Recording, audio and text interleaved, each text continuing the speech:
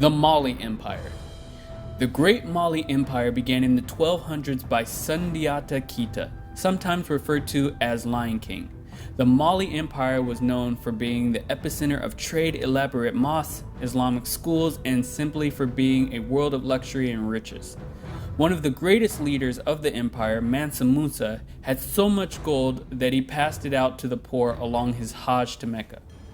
The Mali Empire was so rich through trade that by the 14th century, it was the source of almost half of the world's gold exports from West Africa.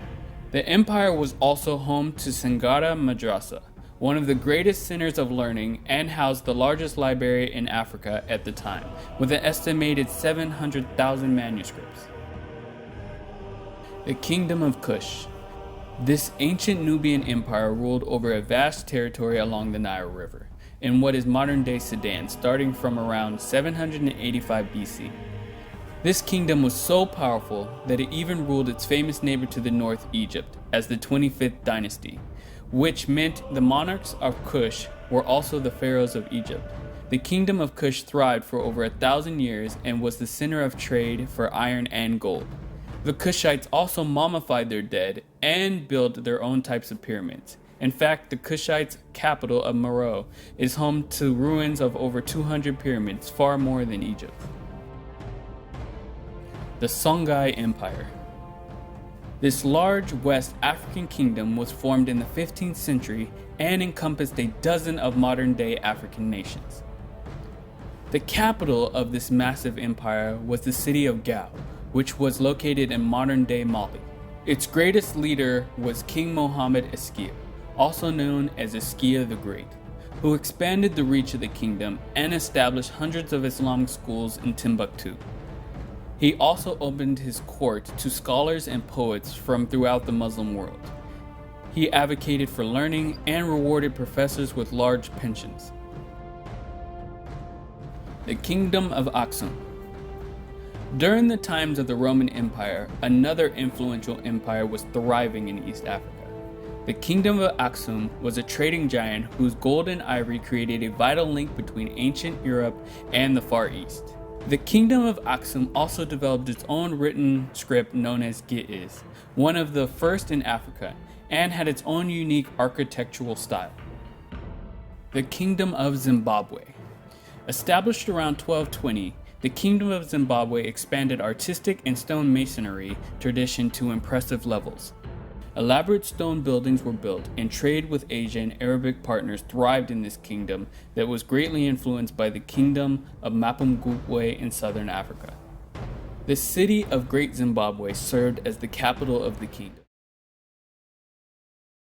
The people of West Africa had rich and diverse histories and cultures, centuries before Europeans arrived. Africans had kingdoms and city-states, each with its own language and culture. The Empire of Songhai and the kingdoms of Mali, Benin, and Congo were large and powerful, with monarchs heading complex political structures governing hundreds of thousands of people. In other areas, political systems were smaller, relying on agreement between people at the village level.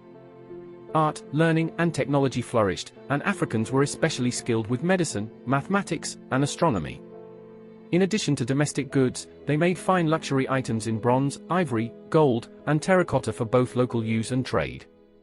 West Africans had traded with Europeans through merchants in North Africa for centuries. The first traders to sail down the West African coast were the Portuguese in the 15th century.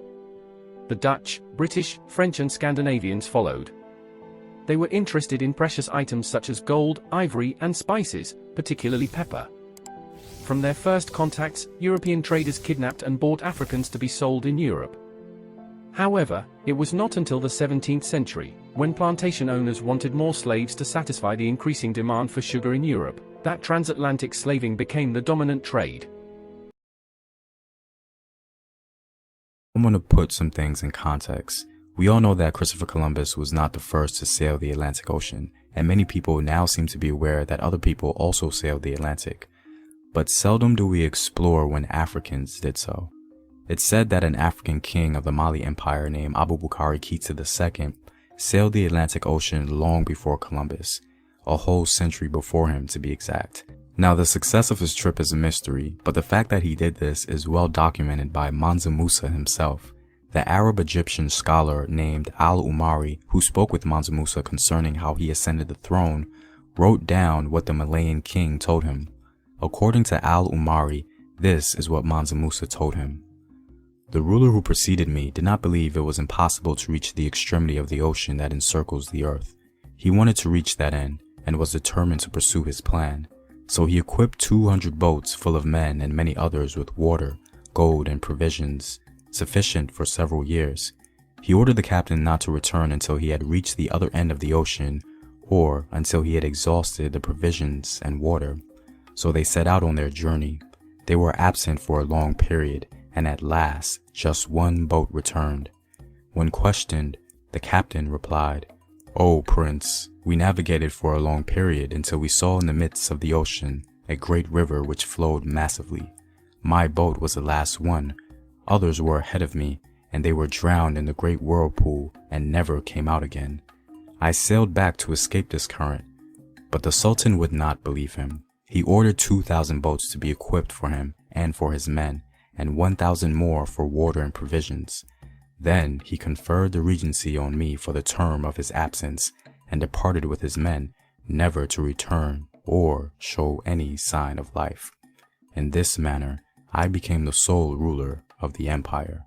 In fact, Columbus himself was apparently inspired to take his third voyage because of hearing rumors of Africans sailing the Atlantic. According to the abstract of Columbus's log made by Bartolomeu de las Casas, the purpose of Columbus's third voyage was to test both the claims of King John II of Portugal that canoes had been found which set out from the coast of Guinea and sailed to the west with merchandise, as well as the claims of the native inhabitants of the Caribbean island of Hispaniola that from the south and the southeast had come black people whose spears were made of a metal called ganin, from which it was found that of 32 parts, 18 were gold, 6 were silver, and 8 copper. Columbus and the people of the Iberian Peninsula of Portugal and Spain were very familiar with African people. In fact, the only reason that Columbus was able to sail to the Americas in 1492 was because the Spaniards had just taken back Spain from the Moors after 700 plus years of North African subjugation. Columbus was no slouch at all. He knew very well that the Moors had navigation skills as they sailed the sea to come to Spain to begin with. So Columbus took with him a Moor named Pedro Alonso Nino, who was the navigator or pilot of Columbus's first and third journey.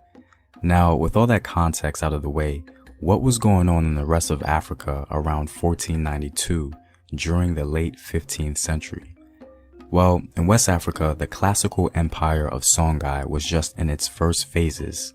The great founder of the Songhai Empire, Sani Ali, just died in 1492, but during his tenure, he was dismantling the Mali Empire, becoming the greatest conqueror king West Africa had ever seen. Sani was the most powerful warrior king and had more soldiers than any of his predecessors. In his expeditions, he subdued many lands and became feared amongst his enemies.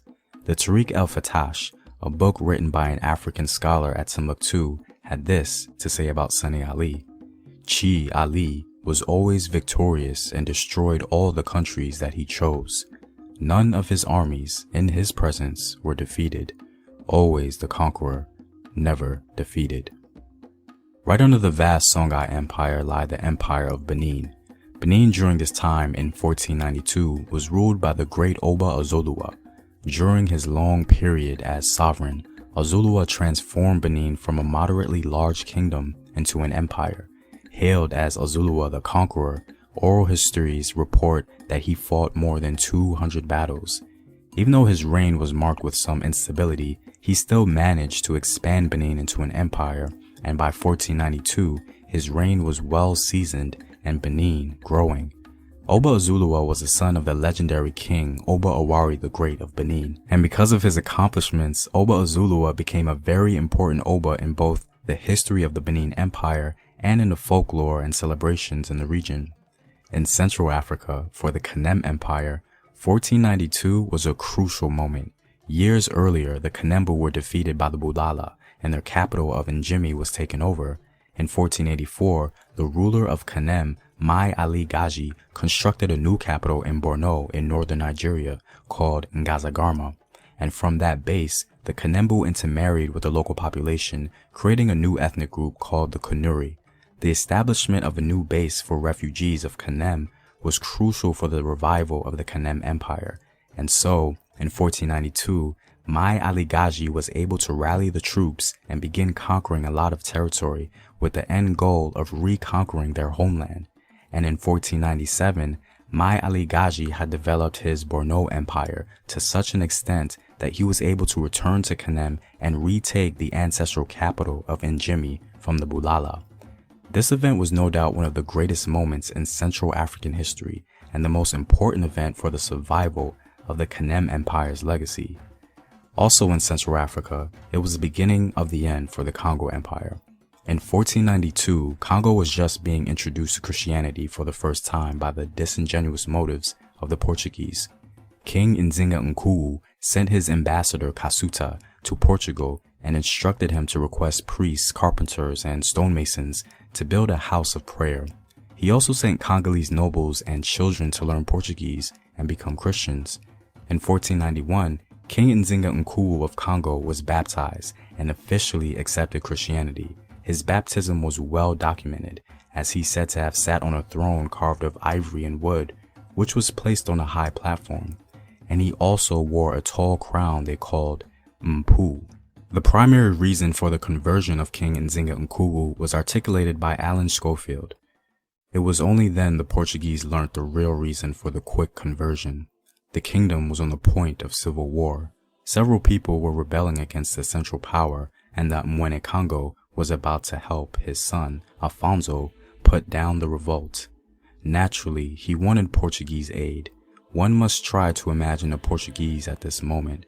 There were not many of them by comparison with their black host.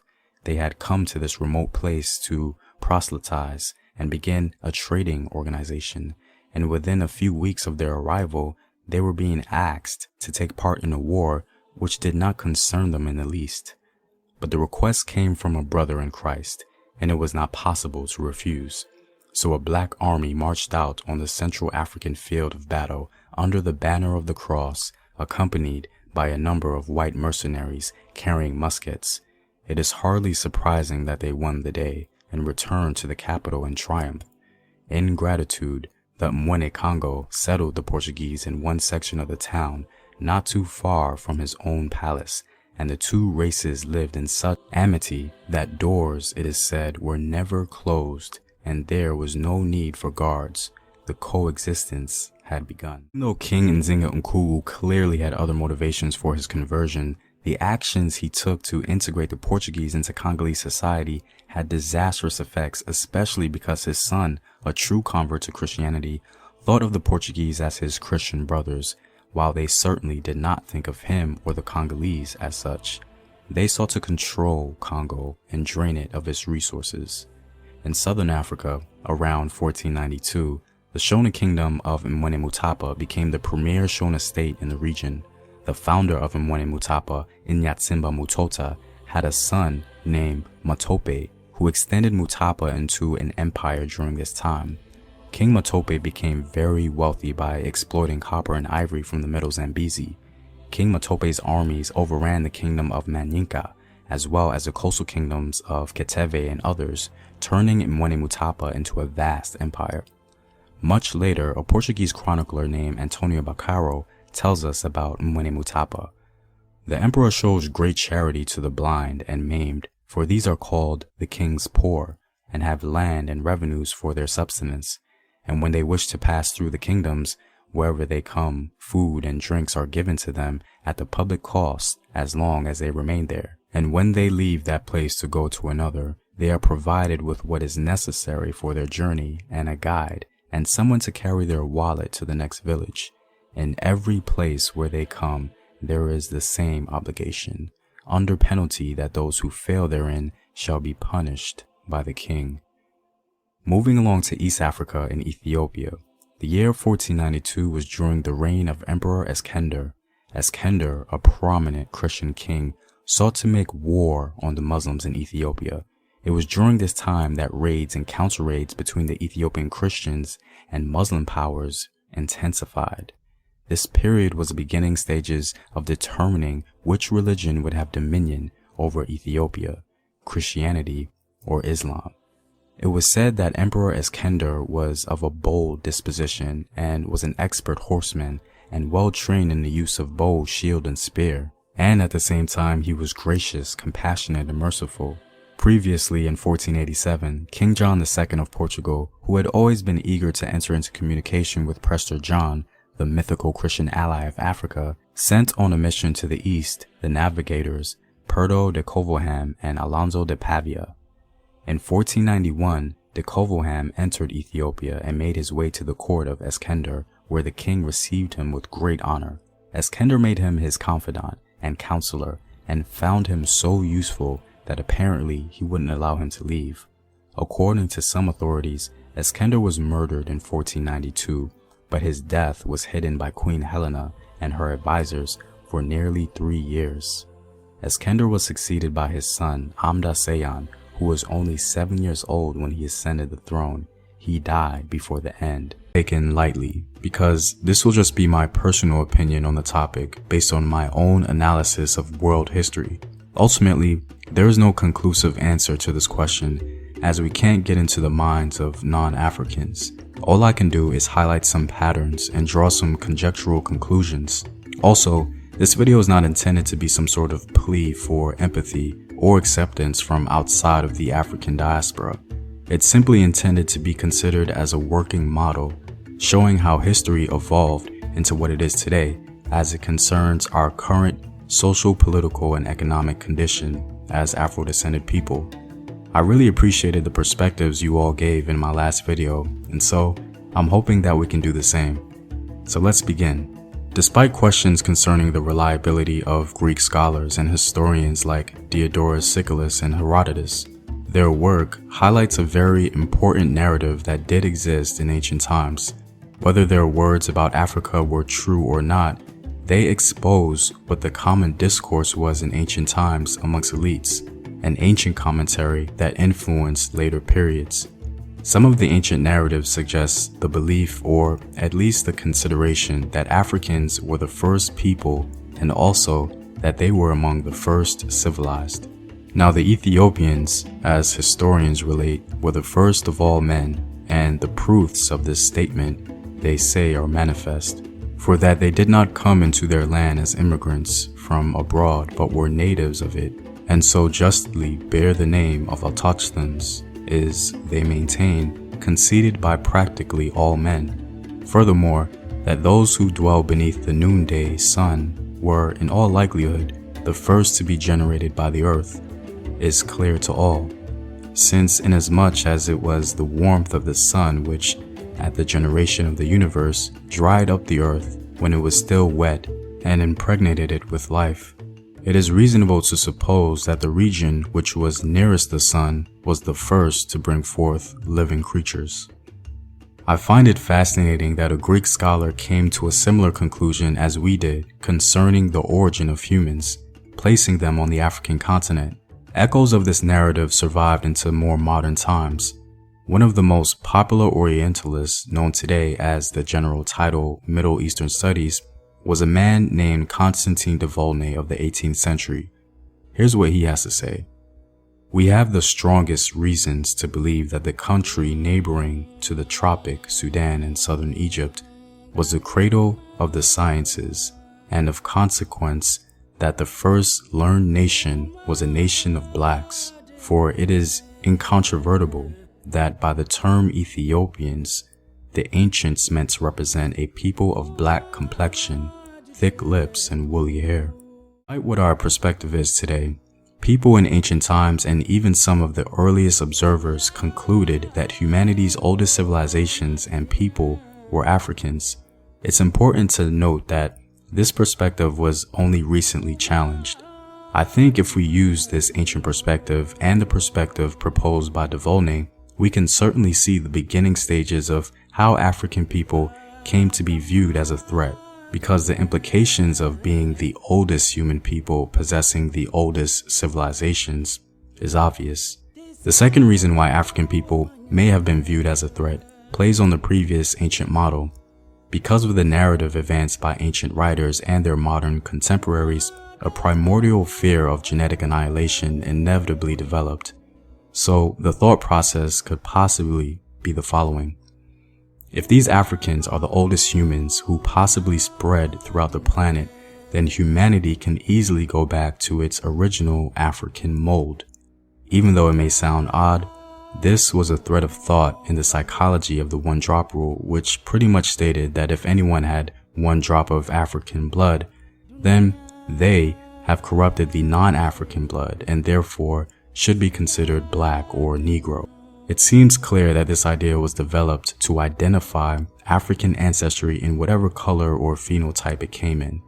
This identification would then lead to oppressing that individual, keeping them in the same denigrated state as other black people so that they would not have to compete economically, socially, politically, and especially genetically. However, this idea of genetic annihilation was not present amongst all European ethnic groups. In Latin America, for example, the Spanish and the Portuguese seem to have children with their enslaved African women and even claim them, creating a new class and ethnicity. These individuals, for the most part, had privilege and access to the goods and services the society could offer. This also seems to be true amongst the Arabs to a degree. The Arab slave trade was just as brutal and dehumanizing as the Atlantic slave trade, and they certainly had children with enslaved African women. Some of these children navigated the world as an Arab because they adopted the identity and the culture of their Arab father in full. Some of the Moors reflected this reality of Arab and African parentage, but again, identifying in full with a non-African father. But at the same time, many Arabs perpetuated the culture of eunuchs among their enslaved Africans, seemingly to rid themselves of that genetic threat. So there does seem to be some duality there.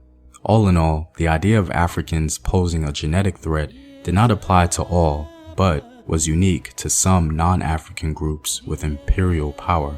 Our final threat seems to come from the fact that the African continent holds so many resources, and these resources ultimately translate into wealth. It's no secret that many modern-day nations want to control the resources coming out of Africa, and they do a good job at it. This was certainly true in ancient and medieval times. I think the Arabs were well aware of this when they first encountered the Ghana and Mali empires. Muslim writers spoke about what they heard from the merchants who traveled to Ghana and its adjacent civilizations. It is no exaggeration to say that the Arabs were very impressed with the wealth of the Ghana Empire. The first writer to mention the Ghana Empire was an astronomer named Al-Fazari shortly after the year 800 AD. He referred to the Ghana Empire literally as the land of gold. A century later, Ibn Hakel described the king of Ghana as the richest sovereign on earth, for he possesses great wealth and reserves of gold that have been extracted since early times to the advantage of former kings and his own. Ibn Hakel also writes in his description of Sidra Massa concerning its trade across the Sahara and with Ghana. I saw a bill in Adugas certifying a debt owed to one of them of the people of Sidra Massa by one of the traders of Adugas who was himself of the people of Sidra Massa, and the sum of 42,000 dinars. I have never seen or heard anything comparable to this story in the East. I told it in Al-Iraq, in Fars, and in Khorasan, and everywhere it was regarded as a novelty. As Sheikh Ante Diop says, Africa was so distinguished in the world for its legendary wealth that it led the Arabs to say, "Against the camel's mange use tar, and against poverty make a trip to the Sudan." This speaks volumes as to how Africa was perceived. Everyone who knew about its wealth wanted a piece of it. As we can see, the Arabs encouraged it, making a proverb out of it. And Mansa Musa's visit to Cairo, displaying his vast wealth and power, certainly oohed and awed, but it simply gave more reason to heighten fears of a black planet, if you will, because everyone knew that access to wealth and resources consolidates and increases power, period, and whoever owns it controls it. And it's clear that Africans were deemed as the owners. first from the Arab perspective and later the European.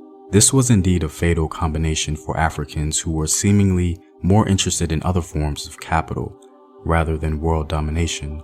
And so, this history paints an interesting picture of why Africans and their descendants may be viewed as a threat. The early narrative of Africans being the first humans, the limited yet ever-present idea of genetic annihilation, and finally, the perceived advantage of immediate access to wealth and resources made Africans a threat to their neighbors, the Arabs and the Europeans, both of which took action as soon as they could. I believe this is why there was so much pushback against Pan-African movements and economic powerhouses like Black Wall Street and others, because if people of African descent all across the globe can consolidate a unified identity, they can then become owners again.